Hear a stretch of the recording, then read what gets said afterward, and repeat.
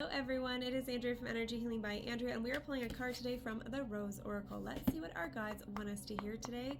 What do we need to learn? How do we need to grow? What is in our highest good and best interest to hear today? What messages are out there for anybody that is watching this video for whenever it finds you? What do you need to hear? The bud, potential, promise. It's about to happen. Keep going. And then on the back, I don't know why I felt compelled to look at the back, but it says Whispers of Mother Earth, creativity, ideas, inspiration, artist, writer, channel. Maybe I'll read those both. Okay, so let's start with the bud. I have pulled this before, but let's see what it says. A bud is an embryonic swelling on the stem of the rose that has the potential to develop into a flower, leaf, or shoot. In temperate climates, plants form resting buds that are resistant to the brutal frost. The bud is the promise of what's to come. It's the physical manifestation of the seeds that we've been holding deep in the earth, nurturing and dreaming through the fertile void of the winter. Now we find ourselves in the inner season of spring, and the bud is beginning to realize what it was always destined to be, but it still requires tending in order to bloom one day soon. This is a card of encouragement, potential, excitement, and hope. It invites you to keep facing your true north and show up for what you're being called to create. Your effort has not gone unnoticed. Keep going. Someday soon you'll begin to see this beautiful creation in the world. The bud is connected with spring, the time when the upward energy of life is bursting on through. You may be seeing the first signs that things are beginning to come together. If you've been working on a project or have been dedicating yourself to ushering in some change in your life, you're being called to keep going and trust that what you've been working toward is happening. Keep tending your garden, and before long, the bud will begin to unfold and bloom. What new buds are beckoning to bloom within you? It does feel like spring outside. I don't know where you guys all live, but it is beautiful outside. It feels warm and it's exciting to me.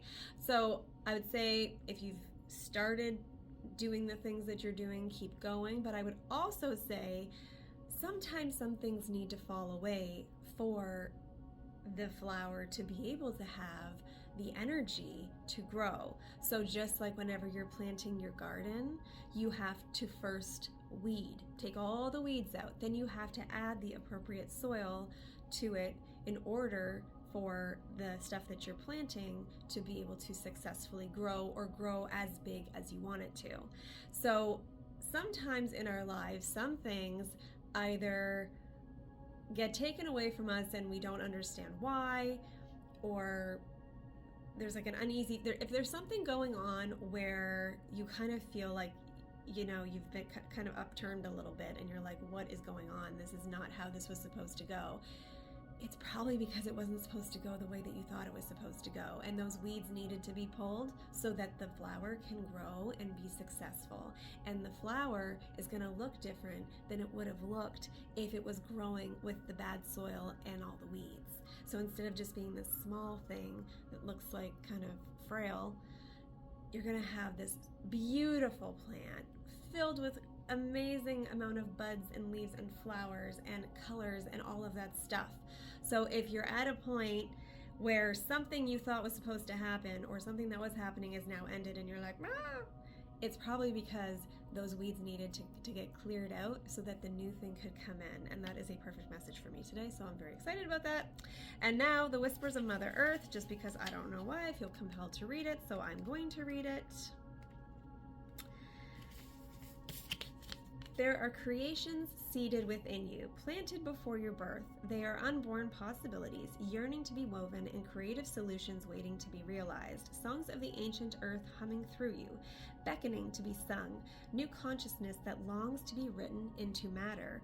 Surrender to the creations whispering you forth. Perhaps they're calling you to reweave the web of life. See? This is what I was just talking about. Everything's all connected. It's amazing. Okay. To stitch the soul in a little more, we came bearing keys for each other, and as you share your song, it unlocks something in someone else. Creativity and intuition come from the same sacred place. They cannot be reproduced. They occur when we find ourselves flowing with the rest of life. Earth is a planet of creativity, and yet so many of us have forgotten how to truly create. So much of humanity has been raised to consume. We're so focused on more that we've forgotten how to grow sustainably. Our consumption is killing us. Trust the seeds that have been planted within you. Somewhere along the way, we stopped seeing ourselves as artists, creatives, poets, singers. Yet to be human is to be creative. It doesn't matter what the result may be. Just carve out time to express your soul through your creativity. The seeds planted within you will show you the way. They have intelligence within them, and all you need to do is tend them through daily grounded creative action. And then says, what does your soul most yearn to create? And again, I'm just going to say, it's like if you are under a whole bunch of weeds and in dirty soil, you're not going to be able to be that amazing, beautiful rose plant that you're supposed to be. So by letting kind of everything unfold the way it's supposed to, and tending to your garden and making sure that it is healthy and that you're surrounded by environments and people and things that are good for you, then you're going to do the best that you possibly can at what you're doing. And I'm just very excited about these messages today. So I hope you guys have a fantastic day. I will see you tomorrow. Bye-bye.